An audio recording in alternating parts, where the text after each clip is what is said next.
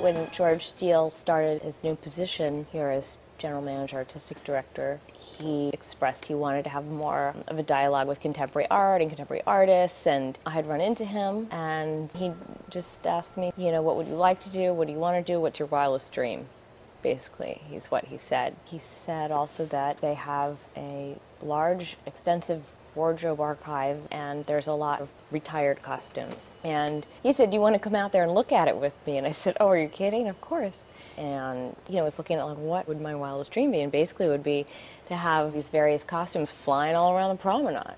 I've been using fishing line and fishing tackle to suspend garments and to make these sculptures for a long time. I really like being able to see it the way it catches the light and the way that it is like tensile lines in space. To me, it looks like potential motion or motion that just happened, almost like contrail in the sky behind the airplane. I have been doing work that's sort of under the subject called exploding couture for several years, in which I will take a costume that has a sort of archetypal value to it, whether it's a wedding gown or Marilyn Monroe's white dress she's famous for wearing in the 7-Year Itch. And with those, I'm sort of trying to animate and reanimate and kind of liberate in a certain way from the way that we perceive that character in the costume. And in this case, working with these costumes, I know that they've lived all of this animation, and I'm kind of conjuring the spirit, so to speak. I mean, it's beyond couture because it's constructed to such a level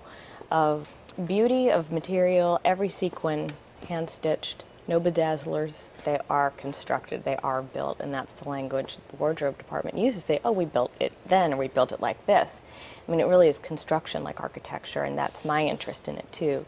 The Cho-Cho-Sen kimono is one that from the beginning of seeing it, I sort of knew what I wanted to do with it, because that opera is so disturbing on an emotional level that I just knew that no matter what I did, I wanted the kimono as Cho-Cho-San to really feel like she was triumphing this time. And so she's depicted with her kimono sort of spread out like wings, like a butterfly, and her headdress is like a crown floating above her, a little bit like a halo. With the Menon dress, the outside is this beautiful woven gossamer gold thread with embroidery, and after sort of taking layer by layer, we decided to finally take the whole thing out so that it ends up looking like this translucent kind of ghost angel that's just floating. And then we found a picture of Beverly Sills in the same costume. Somehow that one just became the Beverly Sills character, and she'll be the centerpiece. I imagine people will look and point and think, oh, that must be Carmen, or maybe La Traviata, like who's the character?